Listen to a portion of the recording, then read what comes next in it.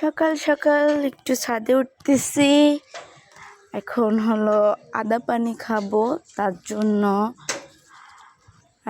গাছের থেকে পুদিনা পাতা ছিঁড়ার জন্য, তুলসী পাতা ছিঁড়ার জন্য ছাদে চলে আসলাম।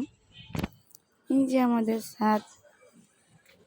এই ট্যাঙ্কির উপরে হলো গরম হয়ে যায় দেখে দুপুরবেলা পানি, এই জন্য দুইটা হুগলা দিয়ে ঢেকে রাখছি, যেন পানিটা একটু ঠান্ডা থাকে, যেন গোসল করতে কষ্ট না হয়, গরম পানি না হয়। আর এই যে আমাদের চারদিকটা দেখেন কত সুন্দর সকালের আবহাওয়াটা। এখন একটু হালকা হালকা রোদ উঠে গেছে, আকাশটা দেখেন।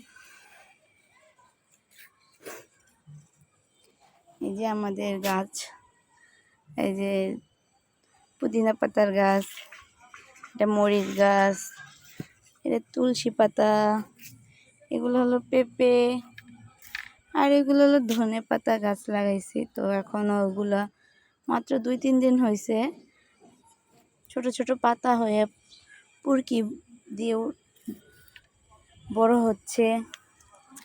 আর এটা হলো ড্রাগন ফলের গাছ, ও যে আমাদের সাথে রাগ করে আর বড় হয় না, আস্তে দিন দিন দিন দিন নষ্ট হয়ে যাচ্ছে। ওদের জন্য একটু সবাই দোয়া করে দিবেন, যেন ওরা তাড়াতাড়ি বড় হয় আর আমাদের ড্রাগন ফল দেয়, আমরা যেন খেতে পারি মজা করে। আর এটা হলো আমাদের একটা লেবু গাছ।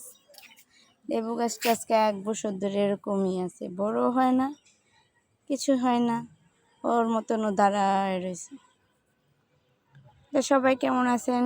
সবাইকে আল্লাহ হাফেজ, সবাইকে শুভ সকাল, ভালো থাকবেন, সবার দিনটা যেন ভালো কাটে, সাথে আমার দিন